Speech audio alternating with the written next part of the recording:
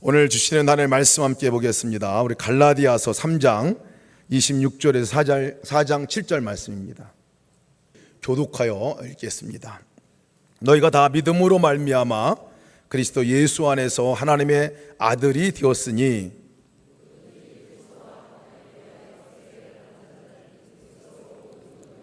너희는 유대인이나 헬라인이나 종이나 자유인이나 남자나 여자나 다 그리스도 예수 안에서 하나이니라.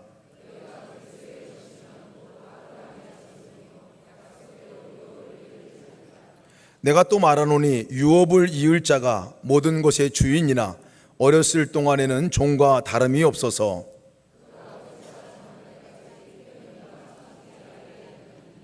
이와 같이 우리도 어렸을 때에 이 세상의 초등학문 아래에 있어서 종노릇 하였더니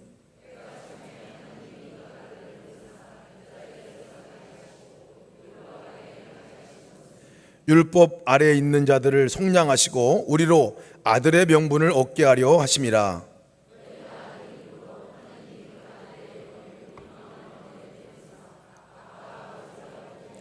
다 같이 읽습니다. 그러므로 내가 이후로는 종이 아니요 아들이니 아들이면 하나님으로 말미암아 유업을 받을 자니라. 아멘. 아멘. 제 신앙 여정 가운데서 가장 큰 복음이 뭐냐, 하나님 주신 말씀 가운데서 가장 강력하게 저를 자유케 했던 말씀이 뭐냐 이렇게 물어보신다면 하나님 제게 하셨던 말씀 가운데 이런 말씀이 가장 강력한 말씀이라 여겨집니다. 너 왜 종같이 살려고 하냐? 넌 내 종이 아니라 넌 내 존귀한 아들이다 하고 말씀하신 음성입니다. 넌 왜 네가 무엇을 해야 내가 너를 인정한다고 생각하느냐? 왜 무엇을 해야 내가 너를 받아줄 거라고 생각하느냐? 너는 내 존귀한 아들이다. 내가 생명값 지불하고 얻은 내 아들이야. 그러니 이제 종같이 살지 말고 아들같이 살아라 하는 말씀입니다. 열심히 하는 것이 최고의 사역이라 생각을 하고 열심히 최선을 다해서 사역을 하다가 탈진했을 때 하나님께 저에게 주셨던 말씀이었습니다.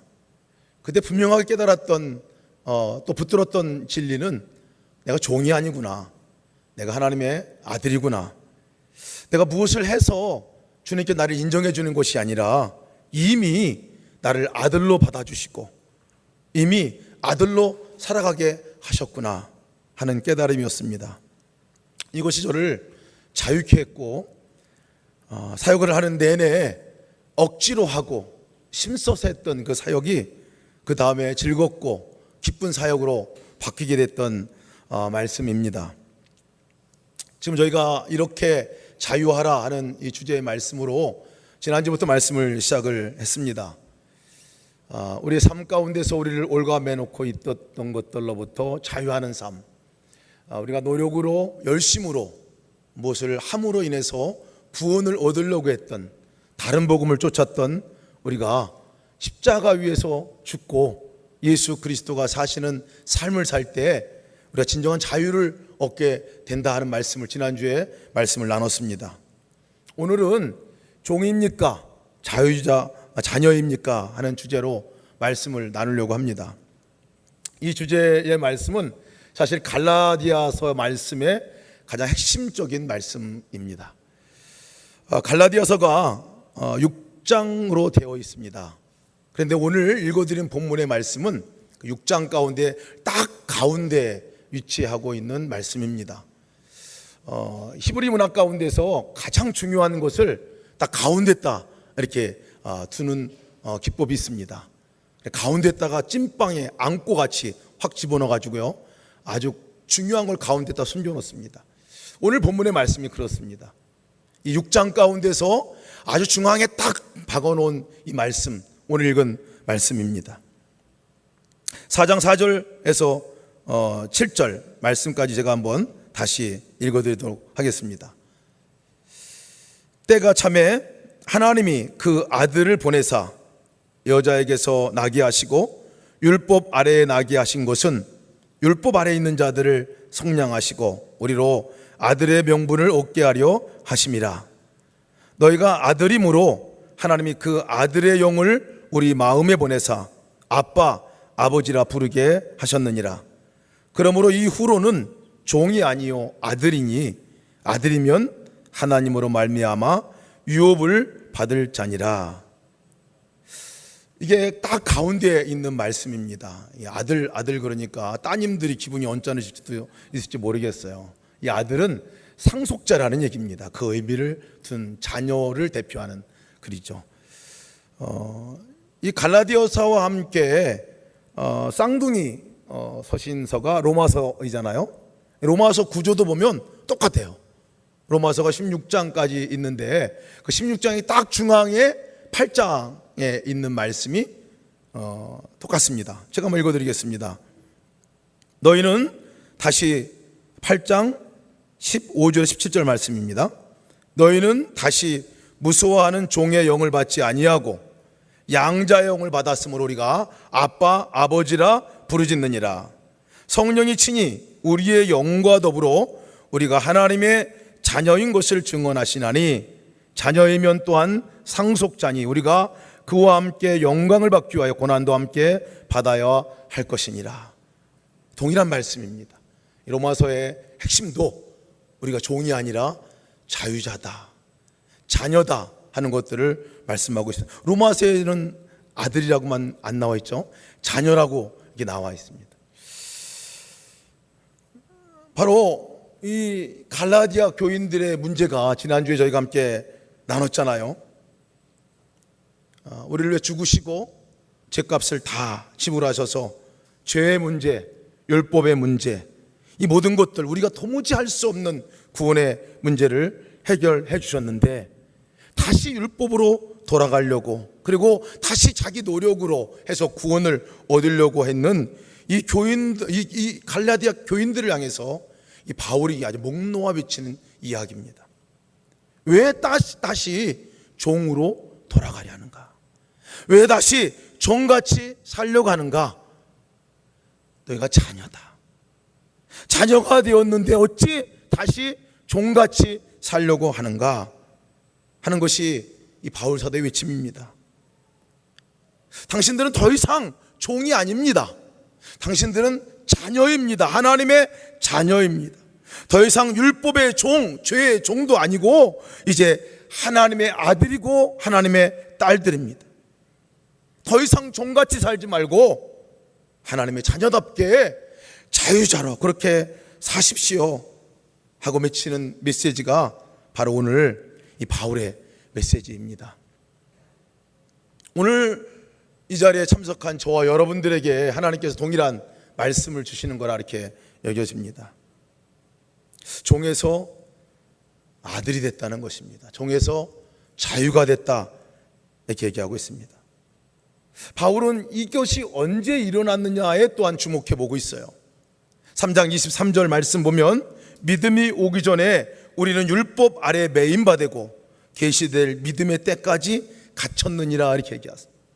언제까지 갇혀 있었냐면 언제 종에서 자유자가 되었느냐면 믿음의 때, 계시될 믿음의 때, 예수님이 오신 그때, 바로 그때가 종에서 자유자, 종에서 자녀로 되어진 순간이다 하는 것들을 얘기해 주고 있습니다. 더 구체적으로 말씀하고 있어요. 4장 4절 말씀 보면 때가 차매 하나님이 그 아들을 보내사 여자에게서 나게 하시고 율법 아래 나게 하신 것은 율법의 아래 있는 자들을 속량하시고 우리로 아들의 명분을 얻게 하려 하심이니라.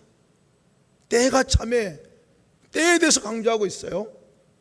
예수님이 오신 그때, 예수님이 임하시는 그때, 예수님이 사람의 몸에 오신 그때, 예수님이 십자가에서 이 땅에 인간의 몸을 입고 살아가시다가 십자가에서 죄값을 다 지불하시기 위해 못 박혀 죽으신 그때에, 바로 그때에 우리의 종에서 자녀의 신분으로 우리가 옮겨질 특권을 얻었다 하는 것을 말씀하고 있습니다. 그래서 구원의 역사는요, 주님이 오심으로부터 시작되었다고 바울이 얘기하고 있습니다. 종에서 자유자가 되고 종에서 자녀가 되는 권세가 언제 얻어졌느냐? 주님이 오신 그 순간부터 임했다는 거예요. 그러면 종에서 자유자의 아들의 자녀의 신분의 삶을 누리는 것도 언제냐? 바로 주님이 오시는 그 순간부터 우리 삶 가운데 찾아오시고 우리 삶 가운데 누려지는 것으로부터 시작된다 하는 것이죠. 오늘 말씀의 핵심입니다. 주님이 오셨습니다. 예수님이 찾아오셨습니다 하는 얘기입니다. 주님이 오시지 않았다면, 주님이 죽었다가 우리가 주님이 나를 찾아오시지 않으셨다면 우리 죽었다 깨어나도 우리는 구원을 받을 수가 없는 존재이죠. 죄의 삭은 사망이라고 했잖아요. 우리는 반드시 우리의 죄값을 지불해야만 했습니다. 근데 예수님께서 그 생명으로 생명값을 대신 지불하신 것으로 말미암아 우리가 죄의 종에서 사단의 노예에서 벗어날 수 있었다 하고 얘기하고 있는 것이죠. 그러니까 우리가 자녀가 된 것은요, 생명값을 지불하고 얻은 결과이죠. 생명의 대가를 지불하고 바로 얻은 존재가, 바꾼 존재가 바로 우리다 하는 것을 말씀하고 있습니다. 그런데 그 생명값을 얻고 생명을 지불하고 얻은 우리가 그렇게 해서 아들의 직분, 아들의 신분을 얻었는데 어찌 너희가 다시 죄의 종이 되려고 하느냐 하는 말씀, 오늘 바울 사도가 외치는 말씀 가운데 한 말씀입니다. 십자가에서 이루어진 사건 너무나 놀랍습니다. 저는 오늘 여러분들 십자가를 하나 좀 소개를 하려고 합니다. 요 십자가 한번 봐주시면 좋을 것 같아요. 요 십자가 이름이 블러디 댄싱 크로스라고 이렇게 이름을 정했어요. 블러디, 십자가의 보혈과 댄싱, 춤추고 그런 십자가다, 이런 블러디 댄싱 크로스라는 이름으로 불리는 십자가입니다. 저는 이 십자가를 참 좋아합니다. 좋아하는 이유는 이 십자가가 어디서 왔느냐면 인도네시아 발리에 있는 블림빙사리라는 아주 시골 지역의 기독교 공동체에서 만든 십자가입니다. 제가 이곳을 방문했을 때 아주 큰 신선한 충격을 받았어요. 왜냐하면 그분들이 왜 거기 살았는가 하는 거죠. 1931년도에 인도네시아 발리는 여러분들 알다시피 힌두 문화가, 힌두교가 거의 100%, 99.9%가 힌두교 신자들이 살고 있는 곳입니다. 그곳에 복음이 1931년도에 전해지기 시작합니다. 물론 그 이전에 복음이 전달되었다가 선교사가 들어가셔서 순교한 역사도 있습니다. 1931년도에 장도항이라는 중국계 미국인 선교사님이 복음을 증거하러 들어가십니다. 그래서 거기서 많은 이 힌두교인들이 예수님을 믿고 개종을 하게 됩니다. 기독교인들이 됐어요. 1년 사이에 120명이나 전도가 되고 공동체를 이루고 5년 동안 아주 강력한 기독교 공동체가 세워지게 되었습니다. 800여 세대가 되었다고 이렇게 기록하고 있는데요. 그때 이분들에게 이제 아주 험난한 시절을 보내게 됩니다. 힌두교 공동체가 공식적으로다가 이 기독교인들을 핍박하기 시작했습니다. 학교도 가는 문제, 모든 사고 파는 문제, 모든 것 가운데서 이분들을 다 하지 못하도록 통제하고, 그리고 심지어는 돌아가면서 가정들을 돌아가면서 폭력하고 때로는 잡아다가 죽이는 일까지 생기게 돼 많은 분들이 이때 순교를 당하기도 했습니다. 이런 때에 이분들이 이제 그 당시가 네덜란드가 인도네시아를 통치하고 있는 당시에서 네덜란드 총독부를 찾아가서 우리를 살려달라고 얘기를 합니다. 결국은 이 총독부가 이들을 이제 저 먼 땅 발리에서 이 힌두교 사람들이 생각하는 지옥의 땅이라고 하는 블림빙사리라는 지역으로다가 이들을 보내게 됩니다. 그곳에서 이분들이 살게 돼요. 그곳은 표범도 있었고요, 악어도 있었고, 뭐 아나콘다 이런 것 같은 것들이 존재했던 아주 기성을 부렸던 장소라고 그렇게 얘기합니다. 그곳으로 쫓겨나게 됐어요. 쫓겨나가게 되면서 이분들이 가면서 이 십자가를 만들고 갔습니다.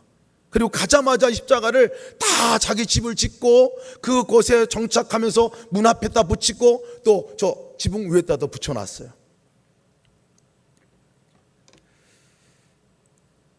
시간이 지났습니다. 시간이 지나고 나서 그 동네가 20년 정도 지나고 난 후부터 알려지기 시작했어요. 가장 깨끗한 마을, 범죄율 제로, 주거 환경이 최고로 좋은 농촌 마을, 농가 소득이 가장 많은 마을, 자녀 교육을 가장 잘 시킨 마을로 부각이 되기 시작했어요. 완전한 변화가 그곳에 일어났습니다. 이분들이 가면서 이 십자가를 이렇게 만들고 신앙의 고백으로 만들고 상징으로 삼았는데요, 십자가가 좀 특이합니다. 다른 십자가는 달라요. 이 아래, 십자가 아래 아예 그냥 보혈의 피를 상징하는 붉은색으로 다 칠해놨어요. 그 십자가 모양이 이렇게 굽었어요. 첫 번째 이들의 신앙의 고백이 있습니다.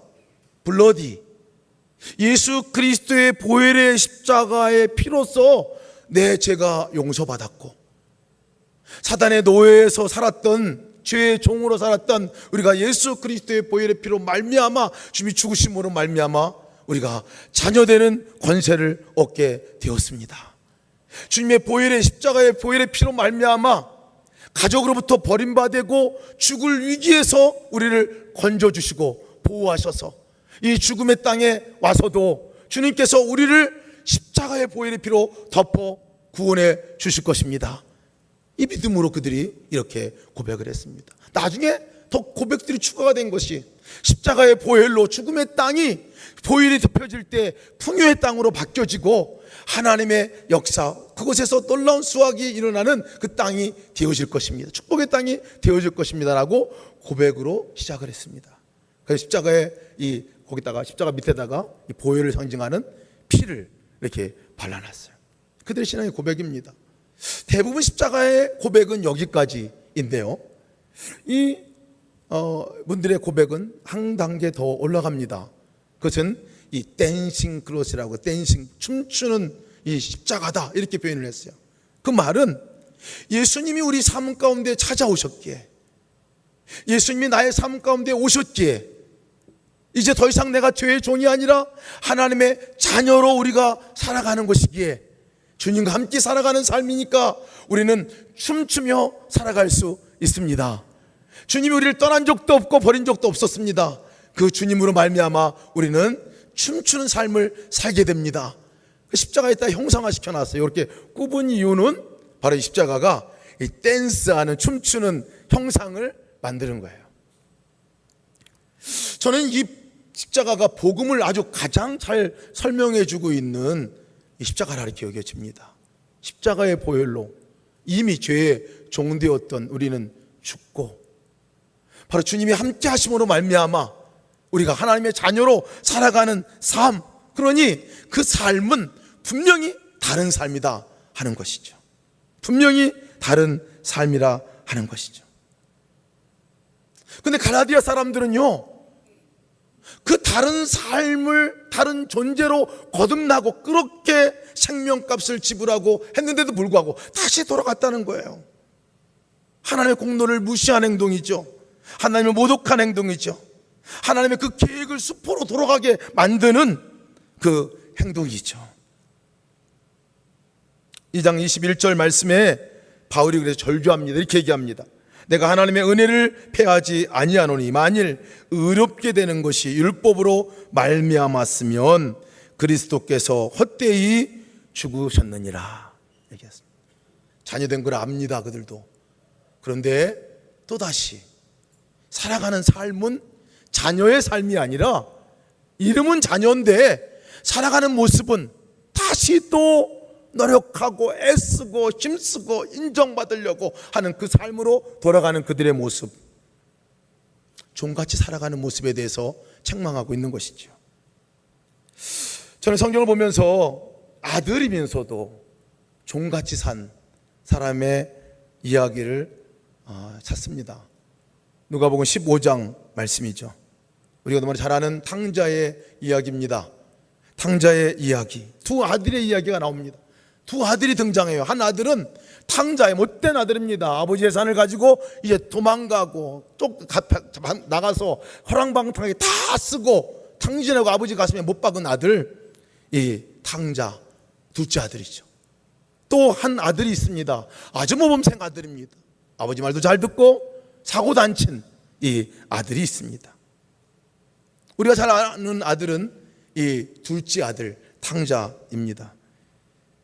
아버지 집에서 유산을 달라고 하고 이제 집을 나가고 방황하는 시절을 보내고 다 탕진하고 돌아옵니다. 오랜 세월 동안 그렇게 하고 돌아옵니다.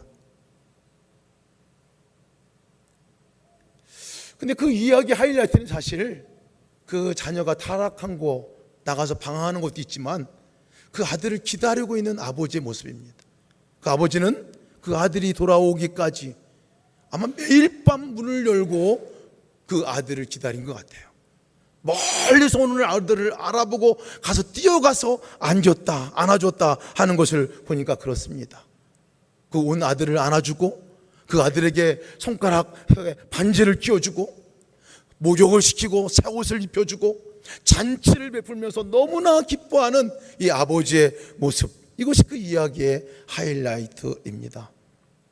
이 이야기를 읽을 때마다 가슴이 뜨거워지지 않습니까? 주님을 떠난 나, 자격 없는 나, 그 나를 받아주시는 그 아버지의 은혜 생각하면 사실 감동이 됩니다. 그런데 이 이야기에서 이 아들의 이야기뿐만 아니라 사실 주목해 볼 또 하나의 아들은 모범생 아들입니다. 집 나간 아들도 아니에요. 집에서 잘 열심히 일했던 아들입니다. 재산 다 가지고 달아난 아들이 아니라 재산을 잘 지키고 있었던, 아주 열심히 아버지 곁에서 있었던 아들입니다. 모범생 아들 같은 아들입니다. 그런데 누가복음 15장 말씀을 보면요, 집 나간 탕자 못지않게 이 맏아들도 탕자인 것을 알 수가 있습니다. 아버지가 가장 행복한 잔치를 베풀 때, 행복한 잔치를 열고 정말 축하를 하는 그 자리에 유일하게 들어오지 못했던 한 아들입니다. 분노가 일어나고 그리고 그곳에 들어오지 않고 아버지에게 버티고 대든 아들이 이 아들입니다. 누가복음 15장 말씀을 한번 읽겠습니다. 누가복음 15장 28절부터 32절 말씀 한번 저와 여러분 교독해서 한번 읽겠습니다. 그가 노하여 들어가고자 하지 아니하거늘 아버지가 나와서 권한대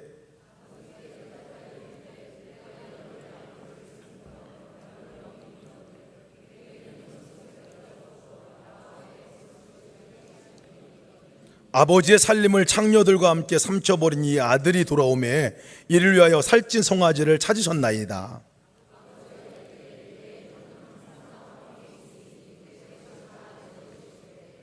이 네 동생은 죽었다가 살아났으며 내가 잃었다가 얻었기로 우리가 즐거워하고 기뻐하는 것이 마땅하다 하니라. 이 아들의 문제가 뭐지요? 이 맏아들의 문제가 뭘까요? 열심히 살았습니다. 최선을 다해서 살았습니다. 명을 어기지 않았다라고 그렇게 얘기합니다. 그런데 문제는요, 이 아들의 살아온 삶을, 거기 나타난 모습을 보면요, 아들이긴 아들인데 산 삶의 방식은 종같이 살았다는 것입니다. 종같이 살았어요.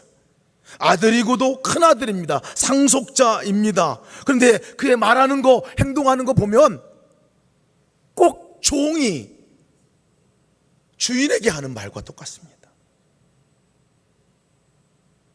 아버지가 베푼 잔치에 분개합니다. 아버지가 와서 달래고 와서 잔치 참여하라고 해도 분노하고 그것에 참여하지 않습니다.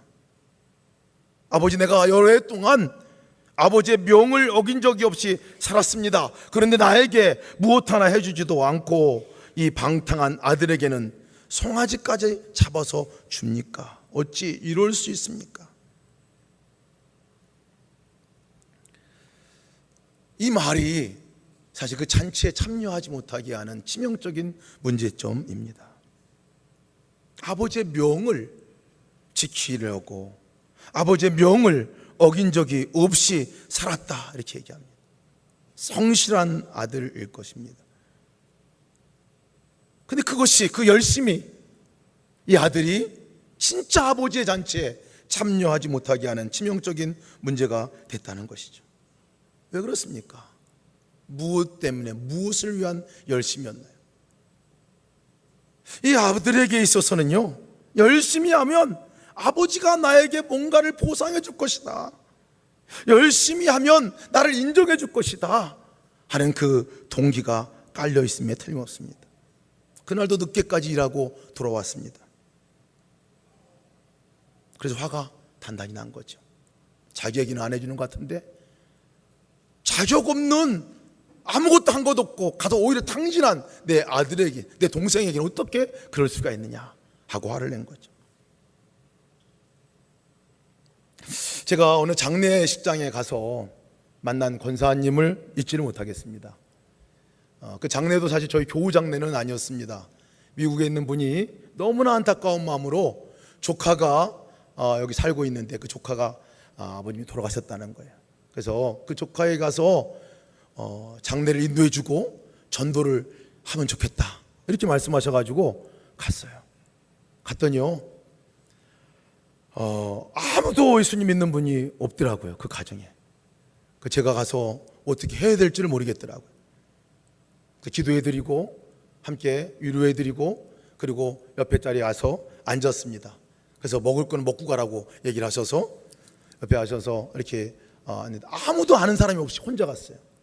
그러니까 혼자 이렇게 앉아 있는데 그게 불쌍했는지 누가 한 분이 이렇게 오셔서 옆에 앉더라고요. 옆에 앉아가지고 얘기를 하시는데, 나중에 알고 보니까 권사님이셨어요. 여자 권사님이셨어요. 그래서 한참 얘기하면서 본인이 권사님이라고 얘기를 하지 않으시더라고요. 한참 뒤에나 그 얘기를 하시면서 자기는 이제 교회 다니고 싶지 않다는 거예요. 자기는 이제 더 이상 하나님 믿고 싶지 않다는 거예요. 그래서 제가 여기 교회 다니는 분 계십니까? 라고 물어볼 때 손도 안 들었다는 거예요. 무슨 일이 있었냐고 여쭤봤습니다. 나중에 알고 보니까 이분이 굉장히 교회에서 열심히 섬기셨던 권사님이 있었어요. 부부가, 남편 되시는 권사님과 이 두 분이 개척교회를 세우시고 개척교회에서 평생을 아주 열심히 봉사하고 섬겼던 부부였습니다. 그러던 어느 날 이 남편 되시는 권사님이 갑작스러운 교통사고로 돌아가셨어요. 돌아가시고 나서 이분이 그게 이해가 되시지 않더라는 거예요. 어떻게 하나님 나한테 이럴 수가 있을까? 어떻게 이럴 수가 있지? 하면서 이 분노가 올라오는데 도무지 견딜 수가 없더라는 거예요. 그렇게 내가 열심히 했는데, 그렇게 내가 충성했는데 이게 뭐지? 하면서 하나님께 분노가 일어나서 하나님은 계시지 않는 것 같다. 하나님은 나를 버리신 것 같다. 이렇게 얘기를 하셔서 결국 그분이 교회를 안 다니고 계시다라는 말씀을 하고 있었어요. 제 마음이 너무 무겁더라고요. 그럼 그동안 그렇게 봉사하고 섬겼던 것들은 다 뭐지? 그동안 그러면 예수님 한 번도 만난 적은 없나? 하나님과 만난 적은 없으셨나? 어떻게 저렇게 쉽게 얘기를 하실 수 있을까? 충분히 그분의 마음은 이해가 되지만 그 점에 대해서는 너무나 안타까운 마음이 있게 되었습니다.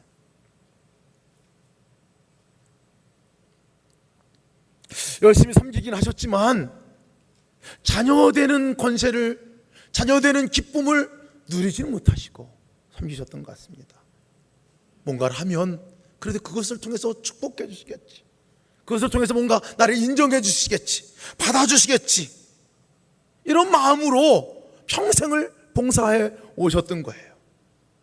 하나님과 함께하는 시간, 하나님을 의식하는 시간, 하나님과 교제하는 시간 본인이 못 가져보셨다는 거예요. 여러분, 자녀이면서도 종같이 살 수 있습니다. 제가 묵상을 해봤어요. 왜 이 탕자, 이 맏아들이 아버지와 함께 있었는데도 불구하고, 집에 있었는데도 불구하고 그렇게 종같이 사는 삶을 살 수밖에 없었나? 15장 29절 말씀이 바로 그 첫 번째 원인이라 생각이 들었습니다. 내가 아버지의 명을 어김이 없거늘 하는 말씀입니다. 내가 아버지의 명을 어김이 없거늘 이렇게 얘기합니다. 아버지에 대한 대단한 오해를 갖고 있었습니다. 이 아들이 아들인데도 아버지를 의식하고 인식할 때는 이것은 종이 주인을 생각하는 마음 아니겠습니까? 명령을 내리고 명령을 지키는 관계. 가서 부딪히고, 가서 재롱을 피고, 가서 함께 만지고, 가서 함께 놀아주고, 함께 응석 부리는 아버지와 자녀의 관계가 아니라 아버지가 그냥 주인으로 여겨지는 거죠. 그래서 하는 일은 인정받기 위해서 종이 하는 것 같은 똑같은 삶을 살았던 거예요. 열심히 아침부터 저녁까지 일을 하는 거죠. 언제까지? 인정해 줄 때까지. 언제까지? 내가 원하는 것을 얻을 때까지 그렇게 열심히 일하는 이 삶을 이 아들이 살았던 거예요. 그래서 신앙생활하다 보면요, 열심히 하는 분들 보면 때로는 무서울 때가 있어요. 열심히 하면요, 내가 열심히 한 만큼 얻지 못하면 분노합니다. 내가 열심히 한 것만큼 다른 사람이 열심히 하지 않으면 분노합니다. 내가 열심히 했는데 나에겐 요만큼 주고 저 사람한테 이만큼 주면 뒤집어집니다. 저는 어려서부터 사실 하나님에 대한 고민이 있었어요. 하나님이 무서운 분인 거예요. 늘 무서운 분이셨어요. 잘못하면 벌 내리고. 그래서 제가 신앙생활 열심히 했던 동기는 지극히 단 한 가지, 벌 받지 않으려고, 지옥 안 가려고 그렇게 열심히 했었습니다. 팀 켈러가 쓴 탕부의 하나님, 이 책에 이렇게 기록하고 있습니다. 열심히 노력했다는 이유로 하나님이 복과 도움을 베푸셔야 할 의무가 있다고 믿는다면 예수님은 당신을 돕는 자 내지 가마를 주는 모범은 될지언정 당신의 구주는 아니시다. 왜냐하면 당신이 스스로 구주 역할을 맡고 있기 때문이다. 이렇게 얘기했습니다. 모든 종교는 나는 순종한다, 고로 나는 하나님께 받아들여진다 라는 원리로 작동한다. 그러나 복음의 기본 작동 원리는 나는 예수 그리스도가 이루신 일로 말미암아 하나님께 받아들여졌다, 고로 나는 순종한다 입니다.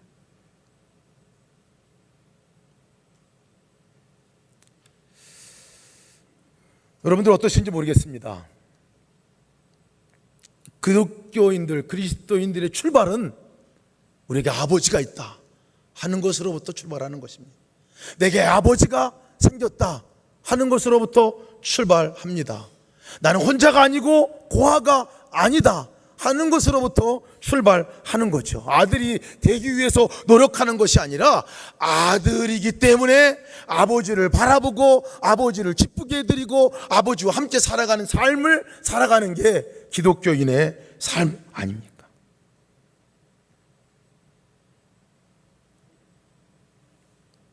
오늘 이 아들을 보고 아버지가 이렇게 얘기합니다. 화내는 아들을 보고 누가복음 15장 31절 말씀에 그렇게 얘기합니다. 아버지가 이르되 너는 항상 나와 함께 있으니 내 것이 다 내 것이다 라고 얘기합니다. 너는 나와 항상 함께 있으니 이렇게 얘기합니다. 아버지의 기대와 아들의 기대가 달라요. 아버지는, 이 아들은요, 아버지가 함께 있는 것에 대해서 별 관심이 없는 것 같아요. 아들의 관심은 자기가 무언가를 얻어내는 거였어요. 인정받는 거였습니다. 자기가 행한 그 행함으로 인정받는 것이었어요. 근데 아버지의 관심은 같이 있는 것이었어요. 같이 있는 거예요. 여러분, 우리가 믿는 그 아버지, 우리 아버지 되신 하나님께서 간절히 원하시고 소망하는 거 있다면 함께 하는 겁니다. 함께 하는 거. 오늘도 이 시간에 함께 하는 거죠. 여러분, 집에 돌아가면서도 주님께서 함께 하시는 거죠. 왜? 아버지니까 함께 하시는 것입니다. 여러분, 아버지가 함께하는 것이 여러분 만족스럽습니까? 아버지가 함께하는 그것으로 여러분 충분합니까? 잘 돌아봐야 합니다. 우리가 이 아버지가 누굽니까? 재산을 다 날리고 다 탕진하고 가져가서 방탕하게 다 쓰고 타락할 대로 타락한 그 아들, 돌아온 아들을 마중 나가서 영접하고 안고 그 죄에 대해서 일절 묻지 아니하고 그냥 받아들여주고 씻어주고 반지 끼워주고 옷 입혀주고 잔치를 베풀어주고 무조건 수용한 그 아버지 아닙니까? 이게 우리 아버지예요. 우리 아버지. 잘못하면 와가지고 그 잘못한 대로 우리를 야단치고 벌하는 아버지가 아니라, 내가 뭐 잘해야 아들로 인정해 주는 것이 아니라 그냥 아들 존재 자체가 기쁨이죠. 소중한 거죠. 이 아버지라 부를 수 있는 거 얼마나 큰 특권인지 모릅니다. 우리에게 아버지가 있다는 것이 얼마나 큰 특권인지 모릅니다. 여러분, 이슬람 종교를 보면 99가지의 이 알라의 이름이 있습니다. 신의 이름이 있습니다. 근데 그 중에 아버지의 이름은 없어요. 아버지의 이름 없습니다. 유대인도 다른 어떤 종교도 마찬가지입니다. 기독교만 아버지를 부르는 종교이죠. 이 마다들이 두 번째를 보니까요, 상속자라는 걸 잘 알지 못하고 있었던 것 같습니다. 상속자라는 것을 잘 알지 못했던 것 같아요. 이 마다들이 아버지가 염소 새끼도 안 주고 친구들과 잔치하도록 해주지도 않았다, 이렇게 얘기를 합니다. 사실은 나머지 재산은 다 자기들 거예요. 자기 거예요. 31절에 말합니다. 예, 너는 항상 나와 함께 있었으니 내 것이 다 내 것이다 라고 얘기합니다. 다 아들 거예요. 다 아들 거. 그런데 다 받았어요. 다 누리고 있는 거예요. 근데 이 아들은요, 얼마 되지 않는 것 동생에게 나눠줬다고 난리를 치죠. 여러분, 상속자인 것들에 대해서 이 아들이 분명히 믿었다면 그러지 않았을 것 같습니다. 4장 7절 말씀, 그러므로 내가 이후로 종이 아니요 아들이니 아들이면 하나님으로 말미암아 유업을 받을 자니라 라고 말씀하고 있습니다. 하나님이 유업으로 얻은 자이죠. 여러분과 제가 하나님의 자녀다라고 말하는 것은 그 말인즉슨 우리가 하나님의 상속자, 하나님 나라의 상속자, 하나님께 우리 거다 하는 그런 말씀입니다.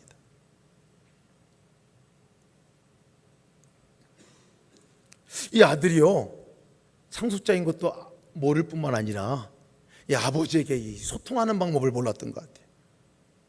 아버지에게 얘기했으면 되는 거, 그 염소새끼 한 마리가 뭐라고, 친구와 잔치 한번 베푸는 것이 뭐라고요, 아버지의 그 난리를 치냔 말이죠. 요한복음 16장 24절 말씀 보면, 지금까지 너희가 내 이름으로 아무것도 구하지 아니하였으나 구하라, 그리하면 받으리니 너희 기쁨이 충만하리라 말씀하고 있어요. 늘 아버지가 계시고 구하면 주시겠다고 말씀하여 주셨는데 안 구해요. 구하지 않습니다. 대화조차도 하지 않습니다. 그냥 혼자 끙끙 앓고 있고 혼자 삐지고 뒤집어졌다 자쳐졌다 하는 모습들이 이 큰아들의 모습이었던 거죠. 세 번째로, 이 아들이 자녀이면서 종같이 살았던 이유가 뭐냐 생각해 보니까요, 아버지의 마음을 몰랐기 때문에 그렇다 여겨집니다. 아버지의 마음을 헤아려 보지 않았던 거예요. 그러니까 율법적인 생각만으로 판단이 들 수밖에 없습니다. 아버지의 마음, 아버지가 누군지를 알았다면, 아버지는 사랑이 충만하신 분 아닙니까? 용서의 마음, 자비와 긍휼을 갖고 계신 아버지입니다. 그래서 동생이 돌아왔을 때 죽었다가 살아났으니 내가 잃었다가 얻었기로 우리가 즐거워하고 기뻐하는 것이 마땅하다, 이렇게 얘기하고 있어요. 여러분, 아버지는 집 나간 순간부터 그 아들 돌아올 날만을 기다리고 있었던 이 아버지입니다. 문을 열어놓고 밤새도록 기다렸던 아버지 아닙니까? 심장이 녹아지고 아들이 죽었을지도 모르고 살았을지도 모르고 그 소식 기다리냐고 심장이 녹아가면서 기다렸던 아버지 아닙니까? 그런데 만약에 이 큰아들이요, 이 아버지의 마음을 조금이라도 헤아려 보았다면, 이 아버지의 마음을 조금이라도 헤아려 보았다면 아마 그렇게 종 같은 삶을 살지 않았을 것입니다. 아버지, 괜찮으세요? 동생 때문에 힘드시죠? 내가 나가 찾아볼까요? 어디 있는지 수소문해 볼까요? 알아볼까요? 이렇게 했어야 맞는 거 아니겠습니까? 형이라면 한 번쯤 동생을 만약에 나가서 찾아보기라도 수소문이라도 해보는 형이었다면요, 동생이 돌아올 때 그렇게 화내지 않습니다. 동생이 돌아올 때 그렇게 아버지에게 화내지 않습니다. 함께 축하하고 함께 환영해 줄 겁니다.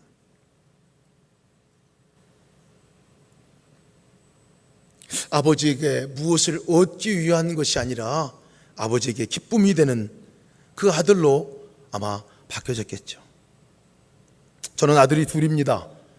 아들이 둘이 있는데 이 아이들이 사우나는 별로 좋아하지 않습니다. 목욕하는 걸 좋아하지 않는데 어느 날 저에게 둘이 오더니 아빠 우리 사우나 갈까요? 이렇게 얘기를 하더라고요. 제가 그날 아주 흥분이 돼가지고요, 애들을 데리고 사우나를 갔습니다.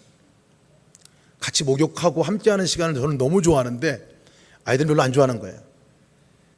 근데 그 두 아이들이 아빠를 위해서 뭘 한번 해주면 좋을까 이러다가 사우나 가면 좋겠다, 그래서 사우나를 가기로 결정하고 온 거였어요. 그게 큰 일이겠습니까? 그런데 저는 그게 그렇게 마음이 고맙더라고요. 마음을 읽어준 거 하나가 그렇게 고맙더라고요. 그날 그 아이들을 보니까요, 자기들도 저한테 뭐 해준 것 때문에 너무 좋아하더라고요. 사우나 가준 거, 그것을 그렇게 지금도 뿌듯해 하고 있습니다. 여러분, 새벽 기도 끝나고 내려가면 로비에 모여있는 분들이 계십니다. 로비에 모여있는 분들이 계셔요. 새벽 전도 하려고 모여있는 분들이세요. 어떤 때는 몇 명 안 되시는 분들도 있고, 어떤 때는 많이 모여가지고 모여 계신데, 그분들의 얼굴의 표정을 제가 항상 봅니다. 이렇게 보면 너무 밝아요. 새벽인데도 너무 밝아요. 왜 모였는지 하면요, 전도하려고 모인 팀들이에요. 전도팀들. 그분들이 마음이 어땠을까 보니까요, 그 새벽에 나와가지고 저 시간에 나가서 정말 잃어버린 그 자식들, 잃어버린 사람들을 찾고자 하는 그 아버지의 마음을 품고 나가는 것 같아요. 자원에서 누가 시킨 사람 아무도 없어요. 자원에서 하는 그분들을 보면서 제가 이분들이 진짜 하나님의 자녀구나, 진짜 하나님의 자녀로 살아가는 방법이 이런 거구나 하는 마음을 보았습니다. 자발적으로 자원에서 하는 그 모습이 너무나 아름다웠습니다. 여러분, 하나님을 기쁘시게 하기 위해서, 하나님의 마음을 기쁘시게 하기 위해서 무엇을 얻으려고 하는 것이 아니라, 인정받으려고 하는 것이 아니라, 아버지가 베푸신 은혜가 너무 커서 그 은혜 때문에 내가 어떻게 하면 아버지 기쁘게 해드릴까, 이 마음으로 나가서 봉사하고 섬길 때 우리의 표정이 달라지는 겁니다. 우리의 삶이 진짜 자녀됨의 특권을 누리게 된다는 것입니다. 여러분, 우리가 그렇게 자녀됨의 특권을 누리시는 여러분 되시기를 주님의 이름으로 축원합니다.